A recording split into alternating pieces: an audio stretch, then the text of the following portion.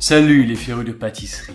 Aujourd'hui j'arbore un thème que j'aurais pu arborer il y a bien longtemps déjà, probablement dans les premiers Yomistory, puisque ça concerne un élément clé de la pâtisserie et viennoiserie. Il s'agit d'un mets délicieux quand il est bien cuisiné, on le trouve ou noir ou blanc et parfois au lait, enfin sous plein de façons différentes. Aujourd'hui, je vous parle du chocolat et vous allez voir, l'histoire est longue.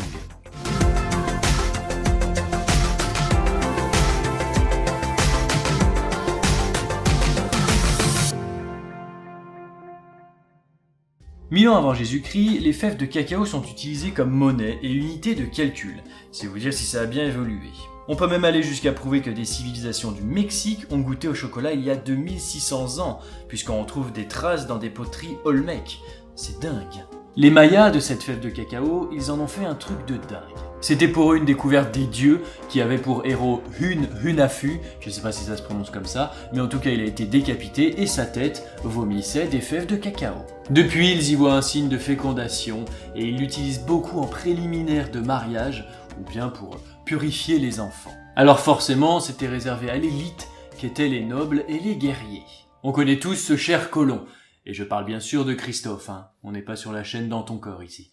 Je parlais pas du Colomb... Quand les Amérindiens offrent à Christophe Colomb ses fèves de cacao, ce cher Christophe les prend pour des crottes de chèvre. Alors du coup, il va les balancer un petit peu partout où il trouve, qu'importe, il croit vraiment que c'est de la merde. Et du coup, le conquistador Cortés a la bonne idée en 1528 de les ramasser et de les ramener en Espagne. Voilà comment est arrivé le chocolat chez vous, les Espagnols. Mais heureusement que ce conquistador en avait entendu parler 10 ans après, sinon tout le monde aurait pu se méprendre. Ça ressemble à du caca. D'ailleurs, si on se fie à la pub des Skittles, ça c'est du caca de girafe. Il est dégraissé pour le rendre plus facile à digérer et s'il arrive en France, c'est grâce à la migration des Espagnols par Bayonne, au sud-ouest de la France. Et tout le monde est content de déguster ce caca. Oh.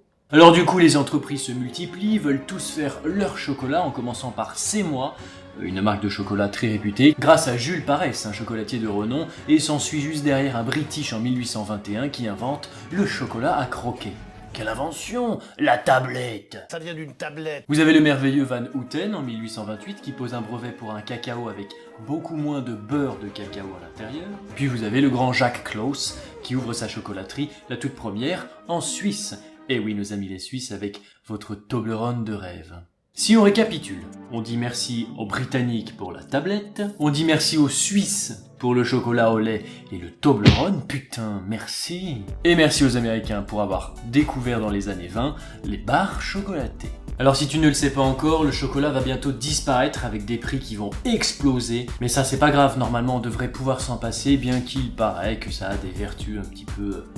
sexuellement entraînante, j'ai envie de dire. Alors on le connaît sous plusieurs formes. Le chocolat noir, qui est très fort, bien qu'il y ait des pourcentages, vous savez 70%, 80%. Au-delà de 90%, c'est quand même très amer, mais avec un bon café, je trouve ça plutôt agréable. Vous avez aussi le chocolat blanc, qui est souvent appelé le faux chocolat, puisque c'est pas vraiment du chocolat, mais c'est très bon. Et vous avez le chocolat au lait, qui je trouve peut-être très bon en confiture, ou bien en sucette. Vous le savez, le prochain Tea Time concerne Alfred Hitchcock. Eh bien figurez-vous que dans le film Psychose, que je mettrai en scène personnellement dans le Tea Time, le faux sang, eh bien c'est du chocolat. Oui, il a utilisé du chocolat pour faire du faux sang. Je ne vous spoil pas trop si vous ne connaissez pas le film, mais attention, pour le Tea Time, vous allez être spoilé. Je ne sais pas si vous savez, mais les fameux œufs Kinder, un de mes trucs préférés quand ça concerne le chocolat au lait, eh bien c'est interdit aux États-Unis. Vous ne pouvez pas passer la frontière avec des œufs Kinder, puisque il y a eu pas mal de procès vis-à-vis d'enfants qui mangeaient les petits jouets à l'intérieur. Bon.